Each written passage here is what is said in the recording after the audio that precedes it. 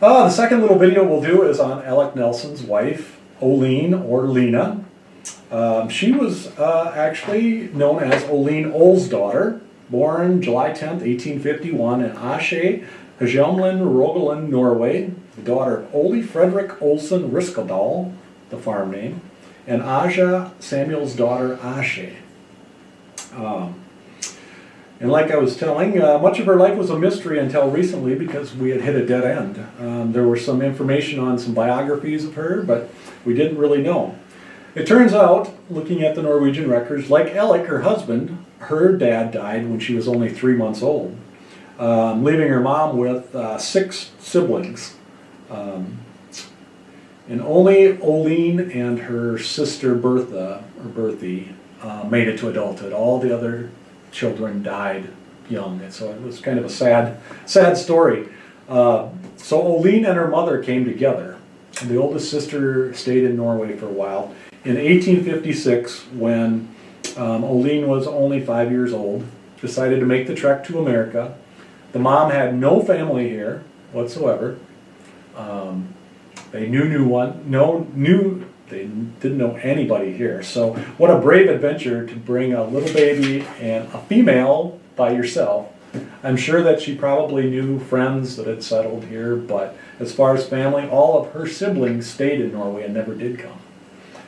But anyway, after coming in 1856, they first settled in Fillmore County.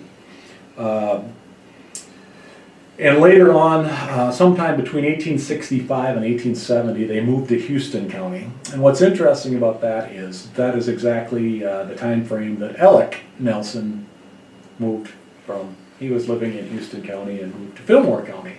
And so odds are that that's how they met, somewhere in that time period.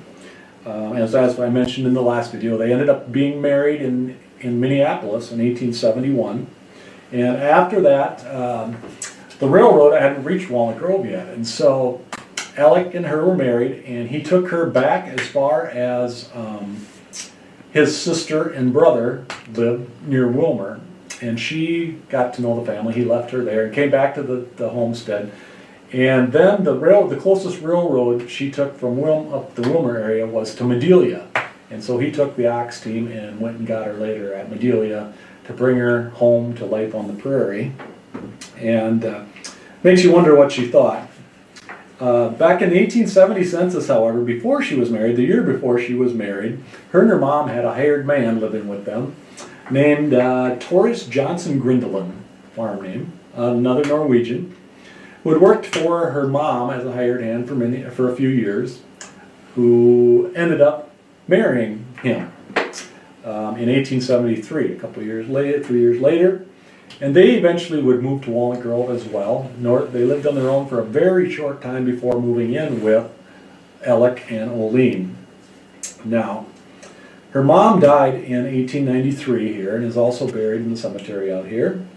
And Alec and Olene let her stepdad live with them for the rest of his life. He died 3 years later in 1896.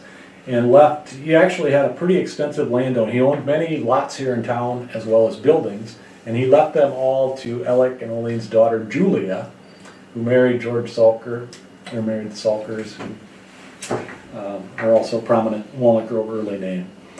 No doubt Olene went to some school, but she signed all the documents with an X. So I think she probably could write some, but she signed with an X, where Alex actually wrote out his name on documents.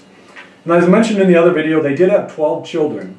The oldest daughter, who you hear about Laura not being happy with Anna for taking her doll and leaving it in only lived to age 18, dying of pneumonia and influenza, and had a very touching tribute in obituary in the local paper. She seemed like a well-loved girl, young lady.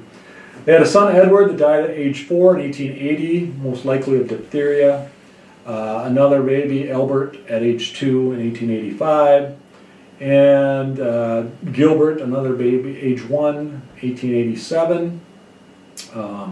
Another son, Henry Adolph, who lived to be 15, died in 1900. And then there was Emil Edme, who died at age 5 when he was run over by the train and decapitated in a very gory newspaper article that we won't get into. So they had a lot of tragedy in the family, and so half of their children were lost before adulthood. And Olena died a decade before Elling, dying on June 10th, 1921, only mentioned after a long, difficult illness. So it may have been cancer or something, but it was long and drawn out and not easy. She was buried out in the North Hill Cemetery as well. So, that's that. That's great.